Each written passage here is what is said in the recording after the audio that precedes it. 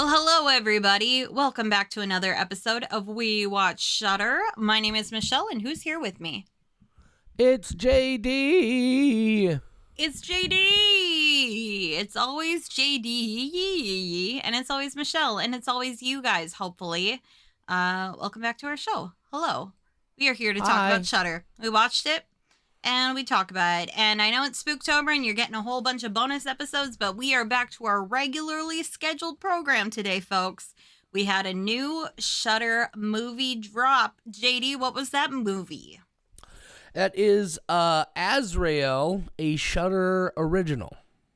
Azrael, a Shudder, the blah, blah, blah, blah, original. That's correct, yes. Well, you know what? No further ado. Do you just want to read that descripty script, Man, we are just no bullshit today. Just I getting right to it. stress ate so much popcorn at Smile 2, and I didn't even order popcorn. I stress ate all of my friend Pear's popcorn.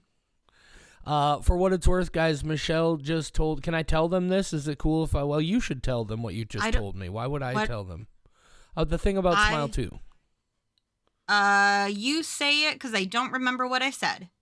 Oh, it's just that Smile 2 is officially one of your favorite top horror films of the year. Yes. I was like, I don't have secrets from our audience. They can know everything, except for my social security number, unless you're going to improve my credit.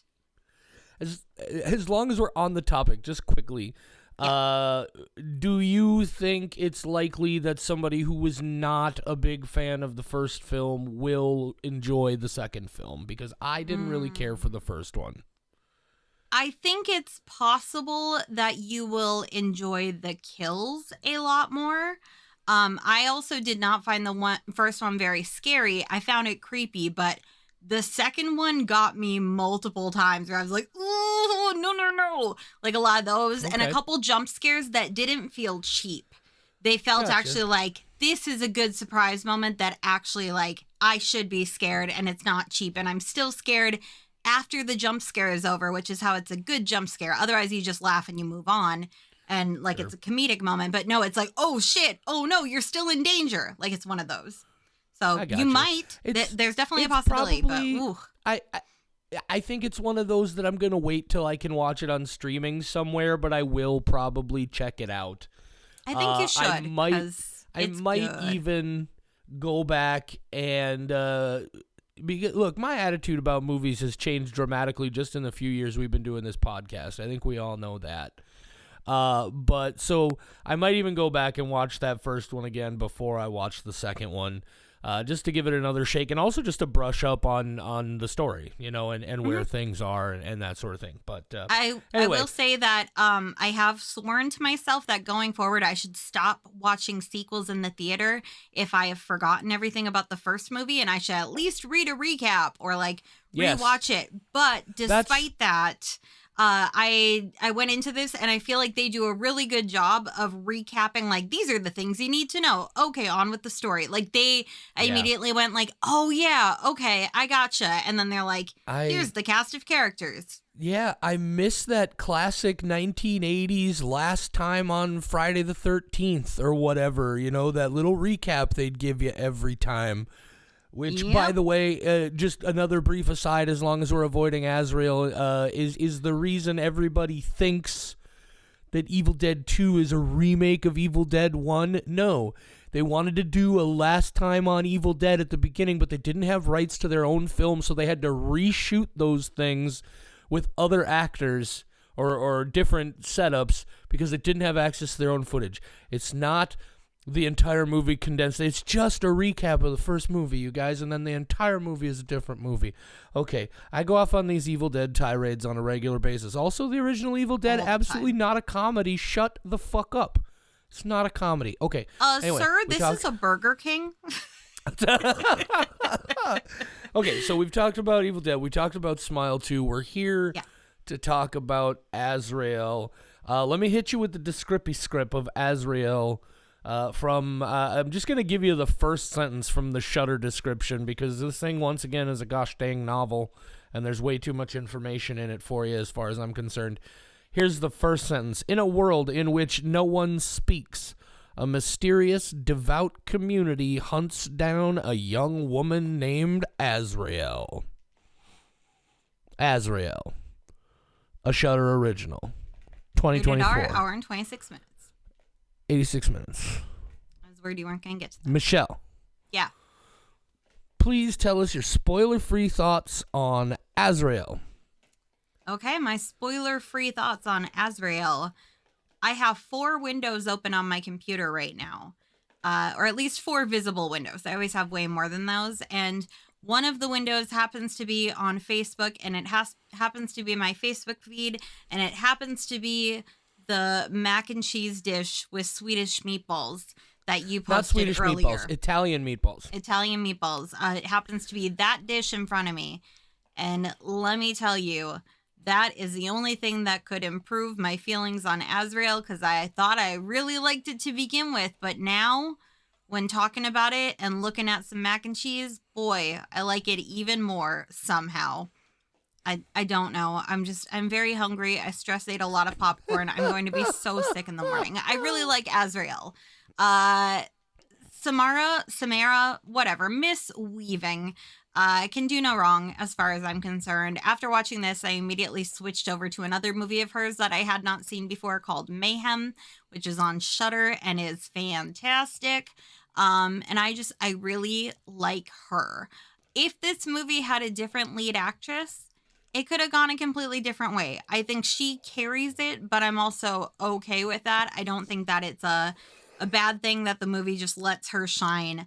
There's also some really fun squelchy bits. I love a good squelchy bit. And the story was very interesting.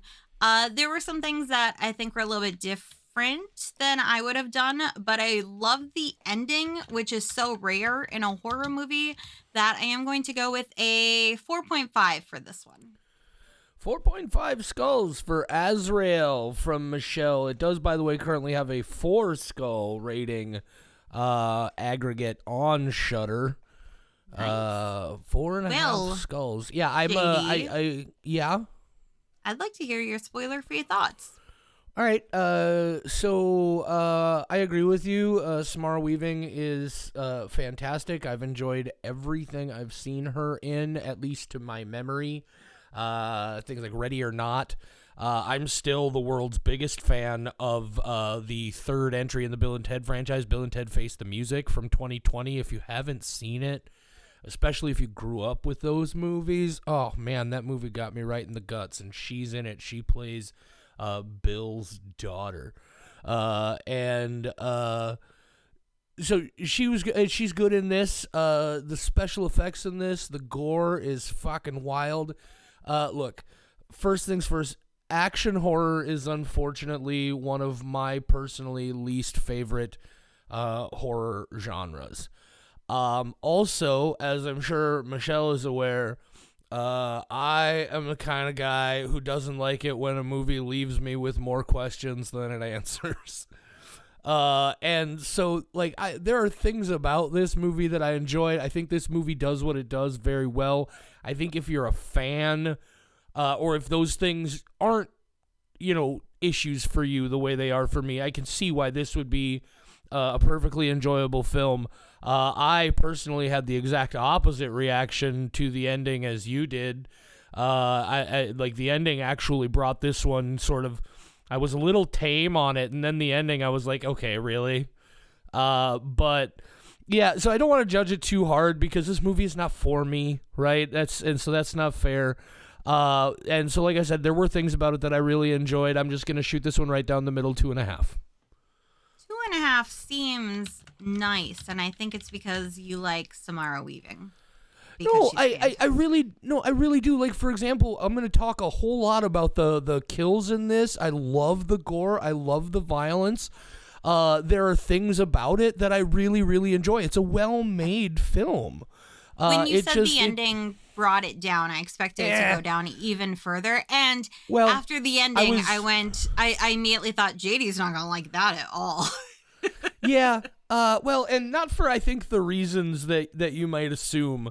But we'll talk about it. It's more about how it relates to what the rest of the movie does in general, but I don't want to say too much about it till we get into the spoilers. So, yeah, 2.5. I think that's a fair for my experience with Azrael. If you love action horror, movies that are really aggressively action, it's part of the marketing of the film. So you may have heard that it plays with a lot of like real time sequence and that sort of thing. Like there are some extended sequences in here where it's just like, damn, they worked real hard to put this thing together. But yeah, what do you think, Michelle? Should we get into the spoiler section?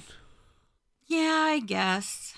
All right, so of course then the first thing we do in the spoiler section, for those of you who may not have watched this film yet, maybe don't intend to watch this film, which that's weird, but whatever. Michelle is going to summarize the story of Azrael for us off the top of her head. Having watched it much earlier today and now needing to filter it through Smile 2 and make sure she doesn't screw anything up. I have faith in her. Michelle, do your thing. Okay, so there's... I can't ever say it like that ever again. No more. No, do your thang with an A. Oh, I did not hear the thang. Oh, no, I gotta never do that again. Okay, please continue. Okay, there's a virus and it spreads through smiles. Oh, shit. Oh, no, that's Smile 2. Oh, no. It's also a terrible description of Smile 2. Okay, Azrael, a movie I watched 16 hours ago. Let's go. Samara Weaving's in this. That's great, except she can't talk, and that's not so great. Everybody, well, not everybody, at least the people in this movie, they have decided that they are going to cut out their vocal cords and they can't speak anymore for Jesus or something. And then there's one guy, he gets to say some words, but they're in Italian, so basically gibberish. I don't even know if it's Italian. It's probably just like some like made up language, but it was kind of a little like buongiorno, like a little bit of that going on, a little bit of spice. Made me hungry for pizza. I was eating a pizza Lunchable at the time though, so that's probably why. So Samara Weaving, she can't talk. She's got a boo. That boo is Nathan Stewart Jarrett, who I just watched in Femme, and that's all I could think about every time I saw him on screen. He was great in that. He's good in this, but oh, Femme is where he really shines. And then there are some people and they kidnap Samara Weaving, and then Azrael. It's just really hard for me to say Azrael, so we're going with Samara instead. It's slightly easier. And they tie her to a chair and then they cut her leg super deep. There's a squelch there. It's pretty good. And then they all turn around and they act like monkeys for a while and they just go like, ooh, well, like this burn guy, he comes up and they're like sacrificing Samara Weaving to the burn guy. But then this other guy's like, oh no, she's getting free. And he runs over to stop her, but he doesn't stop her. And then he gets stabbed. And now the burn man's eating that guy instead. And so Samara Weaving gets away. And all the other cult members are like, oh no, but like without saying it, they're just like, ha ha, like that's kind of how they like talk. It's not good. And then Samara Weaving, she runs away and she's trying to repair her leg, and she's also got to go find Keenan. That's the name of her boo, which I don't think they ever said, but it's in the IMDb credits, so we're going with Keenan. Keenan and Kel, who loves orange soda? I do. Is it true? I do. Ooh, great show. If you haven't seen Kenan and Kel from Nickelodeon in the 90s, check it out. It was usually on after All That. You know what else is All That? Samara Weaving. And she runs into another burn person, and this one's kind of like less stable than the last one, and I like that. I like that these have varying levels of stability. Like, is this one drunk? Possibly. I like that. I do like somebody being wine drunk on a Sunday afternoon. If you're out there, my fellow wine drinkers, on a Sunday afternoon, holler at your girl. Anyway, let me continue doing my thing.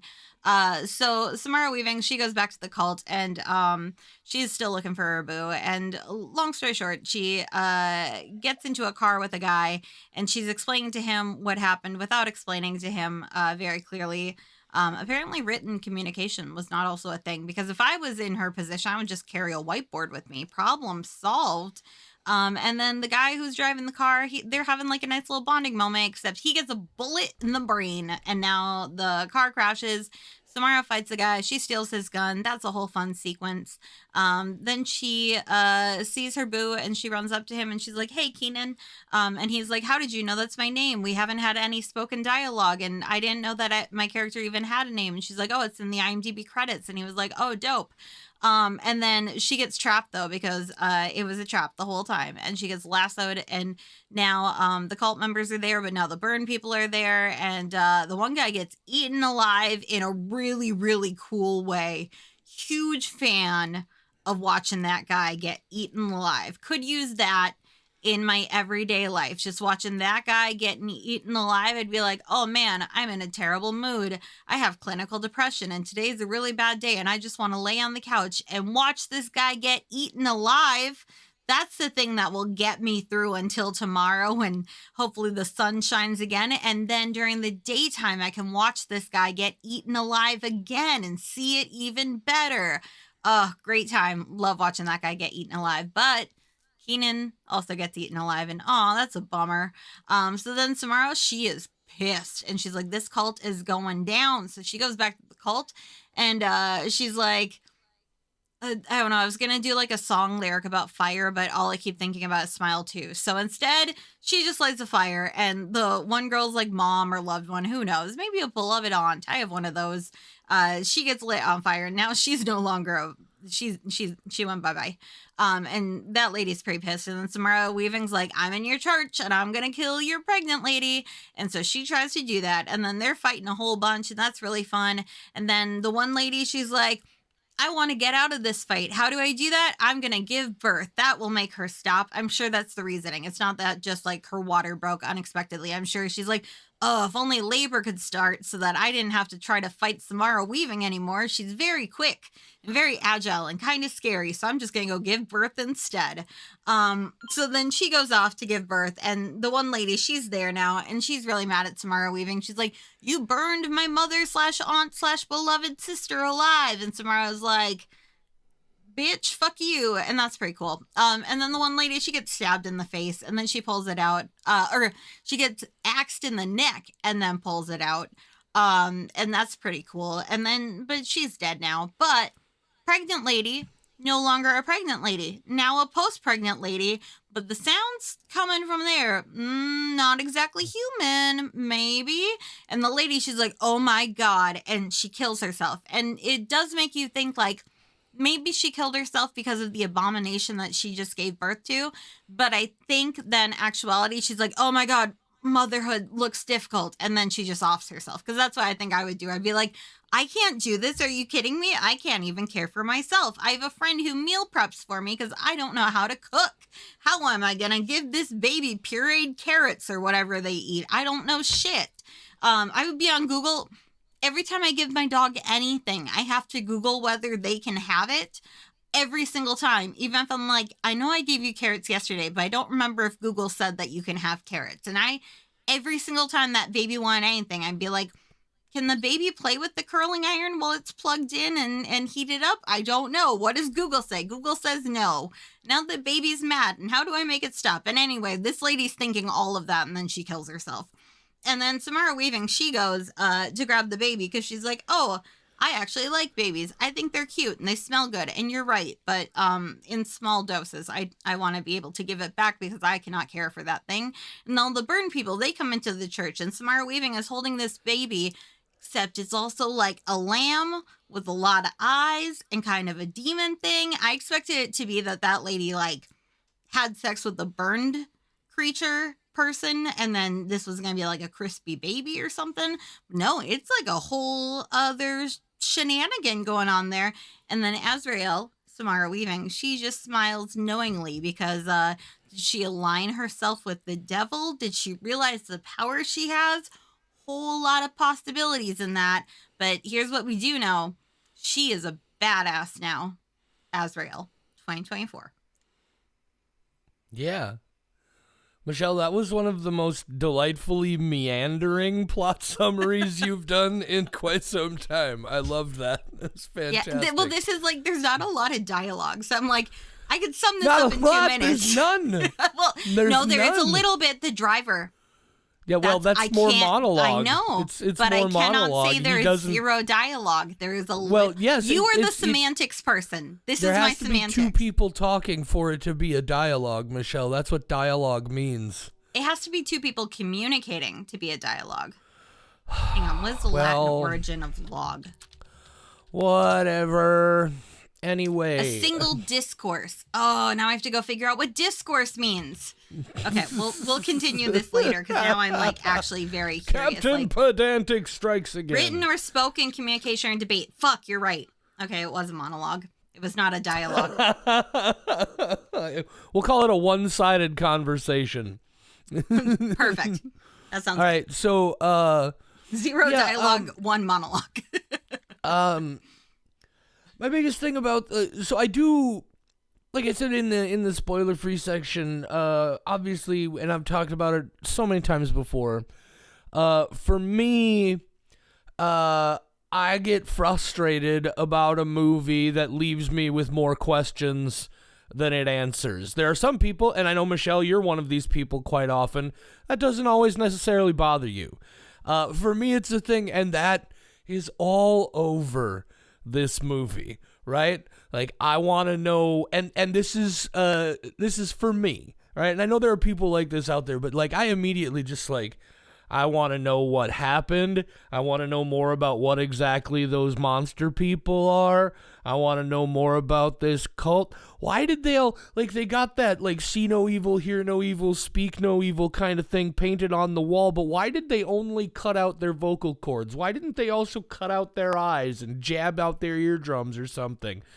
Like, I want to be complimentary. It's a very well-developed world. It feels lived in, right? Like, it definitely comes across like as much as I still have plenty of questions, I also was I was able to successfully understand that rudimentary story that you were talking about, right? I think they did a good job of that. So, like, I know what's happening, but I don't know what's happening, right? And that just frustrated me so much at every turn here. I loved the gore when, dude, and I like how they gradually amp up the gore. You get that first scene where the one dude is just ripping a dude's throat out. I say just ripping the dude's throat out.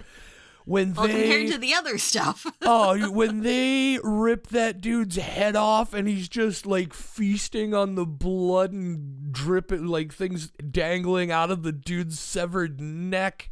God, even when they're driving in the truck and the dude just out of nowhere catches a bullet in the head. This is an incredibly well-made film. It's broken up into 3 chapters, and each chapter almost plays like a single, it's not really like a single take necessarily, but it's just this real-time sort of like non-stop sequence for 15, 20 odd whatever minutes. And so from an execution standpoint, really impressive. Is there, I'm sorry, I'm just kind of rambling here a bit. Okay. I did really appreciate that even though there's no... give me an opportunity. One last thing. One last thing. And then I did want to say, again, with regard to Samara Weaving, as much as there's very little in the way of character development here, they do successfully establish an arc, right? Like, it's like, oh, we learn it, they do successfully communicate that they're together, and then there's this thing, and now they're not separated, and those basic beats. But in addition to being a great action hero, Samara Weaving does do an incredible job of, I think, communicating a lot of legitimate emotion here, right? Like, this is a little bit more than just your standard gung-ho action thrill. Now, again, I don't want to go too far because I mean, this is not like glorious all-time, character work, Oscar-winning sort of stuff, but it's more than you would typically get from a role like this, and I think she did a really good job in giving the character as much pathos as she could when there's no dialogue involved. There, I thought vomited. I'm sure you probably have a jillion things to say in response and thoughts of your own. I'm need to start using my notebook to make little notes because I have forgotten half of them. But one of the first ones, I think a lesser movie would have been like, these people can't talk, therefore they can't make sound. One of my favorite things about this movie are is whatever the sounds that these people do make. They communicate so, or let me try this again. The sounds that they make are much different than somebody who just chooses not to speak. This is the sound of somebody who had their vocal cords cut out. And I think the fact that the characters each have like varying levels of that, probably like they would if somebody was rudimentary, like cutting out your vocal cords. Because the girl in the church, she does not make a sound when she screams. She definitely tries. But I think that is such a good element and must have been so difficult for the actors as well to nail the type of sounds that they would make, where it's like, you are not just choosing not to speak, you are unable to fully make noise, but we do need you to try to make noise, but keep in mind that your character cannot. I think that's one of the things that really kept me, like, anytime there was like a yelling or anything, like the guy getting eaten alive, the sounds that he makes while that's happening, the fact that he can't just full on shout is what makes that so, I almost said attractive, like compelling, but yes, I didn't, compelling. yeah, like magnetic, where I was just like, oh shit, like I've seen gore before. I have not seen a guy getting his head ripped off by, like, while people are chewing through it and he's not able to speak. But he's still making noise. I don't know, that just, like, that was such a unique element to this, where at first I was like, oh, they're just telling us that they can't talk. Okay, and I thought it was a choice at first, but the way that they reveal, like, no, they can make certain sounds, they don't have their vocal cords and they've actually been removed. Like, that is such a good element that really sells a lot of this for me. Also, I love the action so much. Anytime there's a fight, I'm just like, yeah, Samara Weaving, you kick their ass. Like, I love that a whole bunch. It's not really a lot to add there. It's just the extended sequences in here, the one cut takes are incredible. They really amp up that tension. Apparently this week has been a week full of very long sequences, and I'm not going to go into any of the other movies that I've watched, but I have watched several this week that wound up having like scenes that are like at least 5 minutes long as one take several times throughout the movie. And I think we're actually starting to kind of enter an era of that being a thing for 2024 movies, and a thing that people are exploring a lot more without it being a gimmick. And I love that. I didn't realize we needed that evolution in horror until I started seeing it so much in all of these different movies. And I think it really adds up the tension if you are watching something happen in real time and you're not cutting between two different things. Even if it's just people having a conversation, it's much more intense if it feels like you're sitting there with them. I like the story. I didn't mind that I didn't have a lot of info. This is one where I was like, I just like the burn people. I don't care how they came to be. I think it's really neat that they exist. I like that this one's like not fully there and just kind of leaning back. And it felt zombie-esque, which I love zombies. We all know that. Unless it's your first time listening to this, and then hello, welcome. I love zombies. We watch Shudder. I love zombies.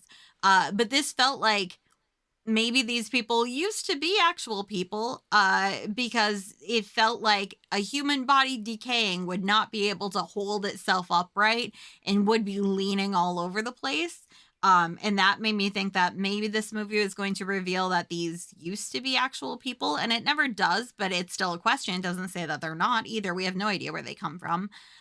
So I like that this world is mysterious enough to keep me asking questions, but that they didn't feel compelled to spoon feed me anything. I'm just like, oh, Samara Weaving has a beef with this cult, and now she is going to be the ruler of this world or some shit. Like, she just became very powerful. And it kind of makes me wonder, like, were you fighting so hard to get away from being controlled that you aligned yourself with the dark side? Like, is that how badly? And like, it has some questions for me, and I like that I don't have those answers. And I hope we never get a sequel. Do not give me a sequel. It will ruin everything. Samara Weaving. That's all. Yeah. Samara Weaving, just like a punctuation, like a username, like a goddamned exclamation point. No, yeah, and that's just, again, it's a difference of taste. I am just such a sucker for lore and mythology, and the movies, the quality of its execution, for me at least, almost works against it, because it does feel very lived in, right? Like everything seems to have a very cohesive sort of design. It all feels very believable and honest. But again, it just left me with so many questions. There's so many things I want to know, and I'm probably never going to get to know them. And that's, at least for me, a very unsatisfying story. But overall, yeah, I can't fault the execution in any way. I don't really know what else I can say about it. Do you have any further thoughts, Michelle? I really don't. This one's going to be very, very quick because it's cool. That's my final thought on it. I like it. Yeah. It's good. Yeah, I would definitely recommend still that even though it wasn't really my bag, keep in mind, like I said, a lot of that is just because I don't really typically care for action horror, and I wanted some more background. But I think it's worth checking out. I did notice that the guy who made this movie, E.L. Katz, also has a very active hand, credited under his first name, Evan Katz, in that show that you've been watching, with the you put the thing on the Facebook, and I was all like, tell us what it is, god dang it. And then I thought you were gonna say Love is Blind. no that I would have loved if you were like, the person who made Azrael is also the reason that Love is not blind, as proven by this Netflix show. Teacup, yeah, that's what it is. Teacup. He's involved with that somehow and some other things. Days. So here's something that frustrated me. If you watch this movie without the subtitles on, you would never know that the reason it's called Azrael is because that character's name is Azrael until you got to the credits. Yep. You would never know. Never, not once. I thought it was the name of the land that they were in, because especially at the first subtitle with her doing something is woman screaming. So I was like, oh, she's just woman. And they're like, Azrael gasping. And I'm like, oh, her name is Azrael. Right. Well, and I don't know if you're familiar with Azrael as a character or as a thing.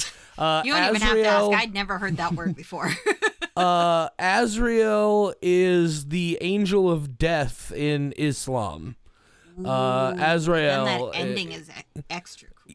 Yeah, and like they're definitely, because especially with like those interstitial title cards, there's some very biblical kind of language. In fact, I'm pretty sure most of those are direct biblical quotes. I'm not 100% sure, so don't quote me on that. But they at least felt very biblical, and it seems like ultimately, especially with the demon baby, the demon goat baby with the 8 eyes in its forehead or whatever the fuck it was, definitely was sort of leading to this all being some kind of like semi-biblical or whatever apocalyptic type event, right?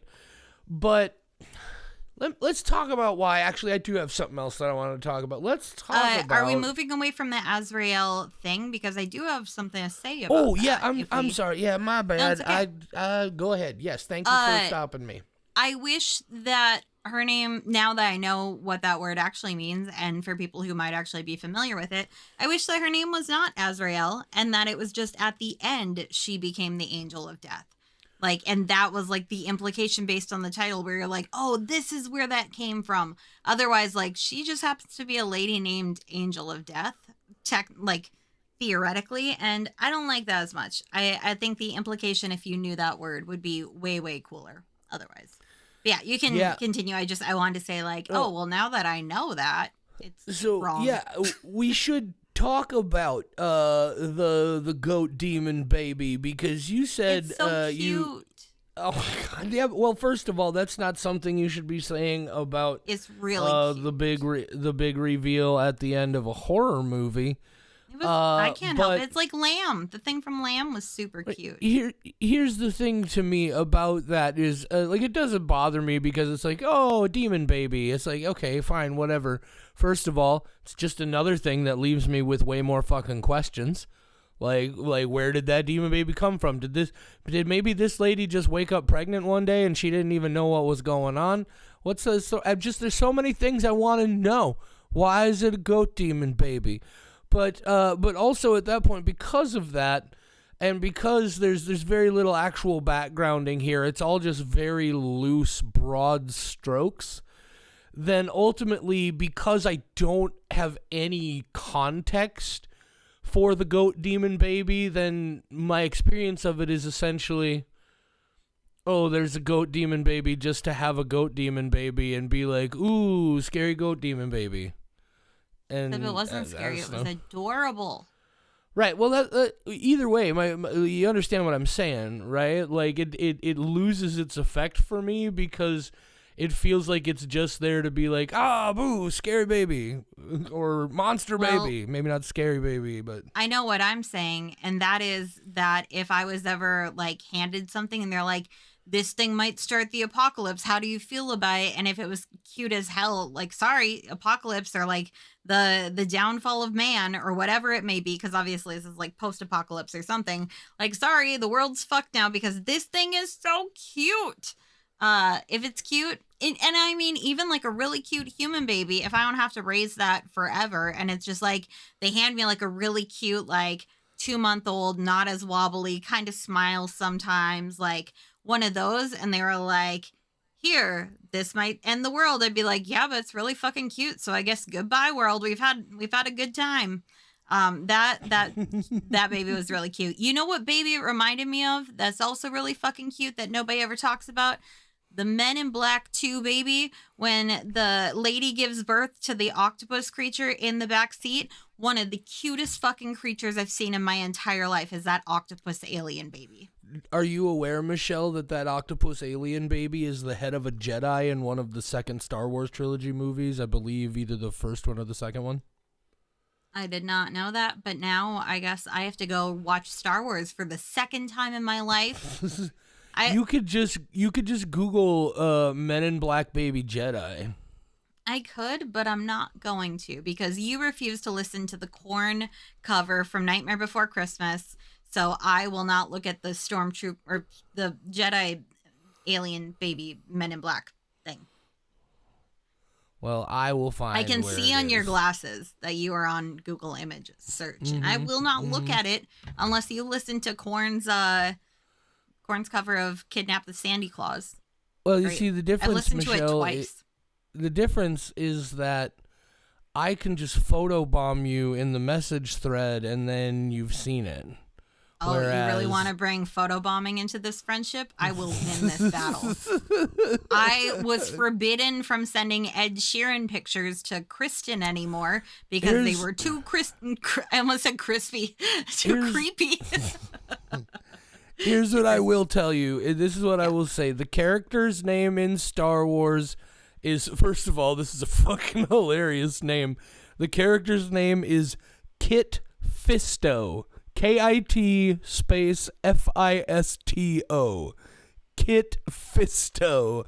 If you want to see it for yourself, Google Kit Fisto, and you will see that it is the alien from from Men in Black 2 grown up to be a Jedi. Yeah, but that's literally what it's supposed to be. It's so much cuter though. Yeah. Well, still, I was just like, did you know that was like a little Easter egg in there? Because it is. Anyway, I don't know what else to say. Do you have anything else to say? No, I thought this would be a quick episode, and then, as always, we thought of things to say. Why are we like this? Why do we have a podcast where we have to say things? Yeah, well, some ADHD, some probably a little bit of spectrum in there somewhere, all sorts of... Plus you feel compelled to answer questions that I ask rhetorically. Well, and that does add to our runtime. Am I wrong? I just feel bad about myself. Why do you feel bad? It's just a quality. It's not a bad quality. I don't made think it it's sound bad. like a bad quality. No, you just think anything that anybody points out about you is a bad thing. Right. Are you gonna take that as a personal attack now? Yeah, actually I am. Oh my god. God damn it, Michelle. No, it's fine. I should have just watched Smile 2 a second time instead of coming home to record. Do you think they would have let me? I could snuck back probably into not. the theater at 1 a.m. Well, my guess is they didn't have any more screenings until tomorrow early afternoon. So That's you why probably you would hide have in had to a stick around for a bathroom stall. long time. And you wait until everybody goes home, and then has anybody ever done that? I know people have stayed overnight in IKEA and Walmart and that kind of stuff. Has anybody ever tried to stay overnight in a movie theater? Because that seems like the place to do it. I'm sure it's happened quite frequently, Yeah, that sounds like a good idea. You should try doing it sometime. See what happens. I'm going to get arrested. And then I'm going to cry. I don't think you'll get arrested. I mean, the cops are going to show up for sure. But I don't think you're necessarily going to get arrested. I'm going to make such a scene that they're going to be like, ma'am, we were just going to give you a ticket for trespassing, but you are very angry and we are concerned for your well-being and our well-being, and so you're getting locked up. I'm going to be one of those people that I watch videos of on YouTube where they escalate the situation so dramatically in a way that they did not need to because they are mentally unwell and cannot handle the stress of this encounter. That's my future. Michelle, I think we both know that what's going to happen is that the cops are going to show up and you're just going to cry and cry and cry. Yeah, exactly. I'll start screaming though while crying. I am a crier. I cry a lot. I get very happy and I cry. I get frustrated and I cry. I have an anxiety attack and I cry. Sometimes I see a cute little alien baby in Men in Black and I cry. I've definitely teared up to cute babies before. I am a crier. I'm a weepy but boy. I'm also sometimes a crying screamer. So we'll find out. Okay. Oh yeah. I mean, sometimes I just gotta get the emotions out. Yeah. I'm not criticizing Michelle at all. I'm also just a big softy crybaby as well. So See, you can point out qualities about other people and it's not attacks. I'm a crier. It's a neutral trait of mine that's also sometimes an inconvenience. Did you also notice that what I said about you is that we all know you're kind of a crier, and then when I said it about myself, it's like, oh, I'm kind of a soft boy crybaby. It's a much more insulting presentation of the concept when I was talking about myself. I just also relate as a soft boy crybaby, so I didn't even think you were just referring to yourself that way. I'm a soft boy crybaby. Just so you guys know, this is the therapy portion of the show. This is what we call that. We did finally make it. Sometimes the therapy portion comes right up front. Sometimes it takes us a little bit of meandering to get to it. And sometimes it comes not at all. Am I right, ladies? Right. Ching. Michelle, has your therapist said anything more about the episodes of the show that he, whatever has listened to? She did not inform me in our Wednesday session whether she listened to the show. Oh, and okay. I don't know if she will. She will probably just use it as notes, but also because I treat our therapy sessions as a stand-up comedy routine, and my goal is to make my therapist laugh, and I'm sure that we are eventually going to uncover why that is. And I know why that is, though, and it's because I need external validation to feel like I have worth as a human being. And that's the whole thing that we're unpacking, where I don't have value unless I'm helpful or entertaining. And now we have a podcast. Hey, look, sometimes I feel that one of the best coping mechanisms for things like that is to just find a way to proactively, constructively feed that monkey. Just give him a little something every now and then. I think it's a good thing, don't you? Well, I help people so much that I have been feeding that monkey. I've been force feeding that monkey. That monkey cannot walk anymore. It is just rolling around. It's like one of those cartoon monkeys where I just roll it through my house. Monkey foie gras. You just got him in a box, stuffing him full of food. My need to help people is a monkey foie gras. I need to make a note of that so I can unpack it in therapy on Wednesday morning. It's quite a few words, but I think that could be a T-shirt or maybe a bumper sticker. My need I like to help that. people is a monkey foie Put it gras. on my gravestone when I'm gone, please. I don't want to be buried. I do want to be cremated, but I do want a gravestone so people have a place that they can go mourn. Because I do expect a lot of people to be so sad about me being gone because I am incredible. So they just need a spot to be able to gather and unleash their feelings.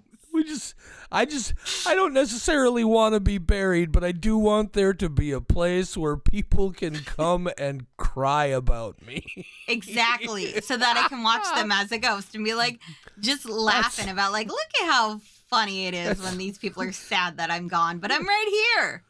You might want to also add that to the list of things you should unpack in your therapy session. Oh, that list is so long. My list of things to talk to my therapist about is also a monkey foie gras. Oh, monkey foie gras is going to be a thing. That should be a band name, monkey foie gras. But it should not or become maybe an a album. real dish. That would be very sad. Yeah, Let's foie not gras bring is that to terrible, fruition. by the way. Don't do it. Don't support it. Don't do it. That's ridiculous. Yeah. Don't do it. Anyway, guys, I think that's about enough for today. Few episodes of actual Spooktober left. We're in the final swing. Night of the Demons tomorrow, if you're listening to this today. I had to just do my math in my head for a bit. Right. I am listening to this today. Are they listening to this today? We also got what is your today? Ernest Scared Stupid on Monday. We got Unfortunately. Oh, fuck you. We got Trick or Treat on Tuesday. We got Spaced Invaders on Wednesday. We still got to record that one. Yep. And then on Thursday, Halloween 3, Season of the Witch. We still got to record that one too. But that's how we're wrapping up the month. And then on Thursday, we're going to have the Michelle in review for October. And then on Friday, aren't we, Michelle? Yeah, we probably are. Yeah, on Friday we'll have the Michelle in review, and then we got the new Shudder drop on for release on Saturday. We ended up doing 35 episodes in 33 days once we get done with that first one in November. Yeah, not enough. Should have done 70. Yeah, probably should do 2 a day going forward. I think that's the way. Maybe that's what we should do next Spooktober is we'll just drop 2 episodes a day every day. I could just drop one monologuing about like the 5 movies that I watch every day. I actually didn't watch that many. I think I'm only at like 70. It's kind of disappointing. Oh, God damn it. She's only watched 70 movies. Well, Say last good night, Spooktober was Michelle. 130. Okay, good night, Michelle. For more horror content, visit WeWatchShudder.com, where you'll find our world-famous, patent-pending Ghoul blog and Squelch files, as well as a schedule of upcoming episodes. Find us on social media at WeWatchShudder on Facebook, Instagram, TikTok, and I guess Twitter, if you're still doing that for whatever reason. You can email us. mail@WeWatchShudder.com is the address. mail@WeWatchShudder.com. You can even call and leave us a voicemail, 701-566-9510. No, really. 701-566-9510. Give it a shot. See what happens. We Watch Shudder is a production of Rat Factory Media.